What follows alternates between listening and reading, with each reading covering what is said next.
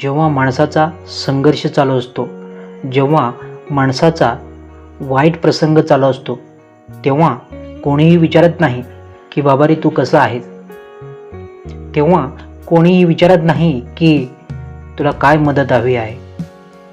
तर मित्रांनो, असल्या वातावरणामध्ये आपण स्वतःला कसं एक पॉझिटिव्ह एनर्जी देता येतं, ह्या गोष्टीकडे आपण खूप बारकाईने बघितलं पाहिजे. स्वतः कसं पॉझिटिव्ह राहता येतं हेही गोष्टी आपल्याला त्या टायमाला उपयोगी येतात. हेच आपल्या मनामधून ह्या सगळ्या गोष्टी असतात. आपल्या मनामधून आपण कशा पद्धतीनं आपण सकारात्मक राहिलं पाहिजे हेच तुम्हाला मी आजच्या व्हिडिओमध्ये सांगणार आहे.